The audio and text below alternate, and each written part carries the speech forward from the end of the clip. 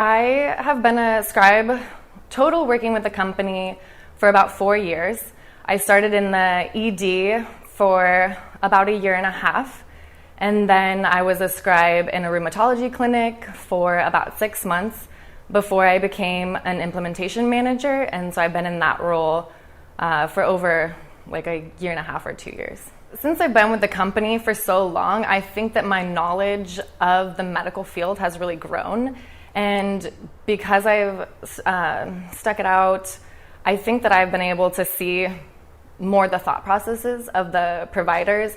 At first, I think that there's definitely a learning curve, and I was more focused on, how to do my role and how to succeed with that, and was kind of narrow focused. But as I got comfortable, I think in the setting and the fast pace of the ED, I was sort of able to ask questions of the provider. I felt comfortable with the rapport that we had, and was able to learn more about, well, why are you ordering this medication, and why are you doing this or ordering this, like imaging, understanding the thought process, how they are going about the differential diagnoses and coming up, ruling out XYZ until they come up with the right diagnosis. So like also an outpatient, I've been able to see the patients come back and after they've received their treatment and they started on medication, and they're like, oh my gosh, it's been like a world of a difference. And so I think sticking it out in ED or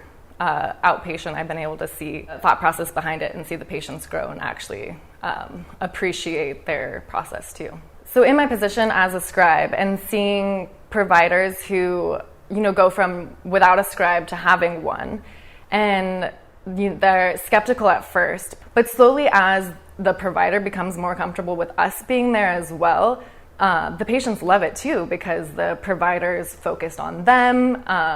We're just kind of a fly on the wall and doing the documentation, and the provider's really able to take more time with their patients, focus on them, make eye contact, and it's huge for the patients. Their satisfaction too, and their reports for the providers grows. And I've had providers where they're gonna extend their retirement. They're gonna hold off because they love their job. It's come back to them, because I think the medical profession has become a lot more administrative.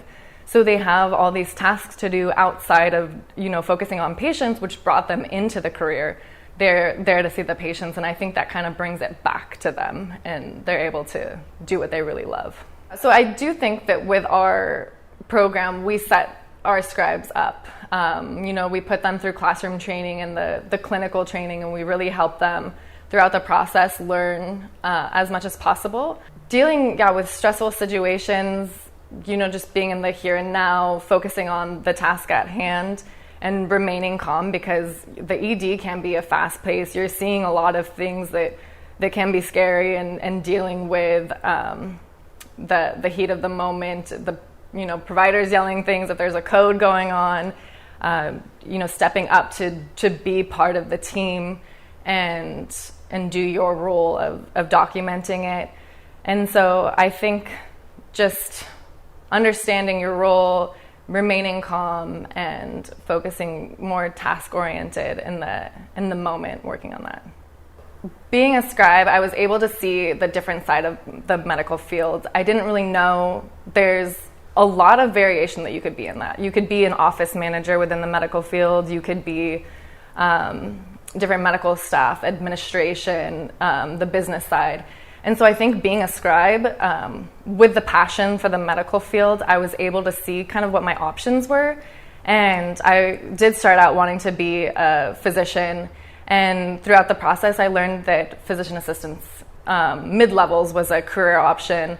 And, just in talking with them, I was able to feel what I wanted to do with my life. I felt more, resolute in what I wanted to do with my career by talking to them and seeing that in the medical field as a scribe.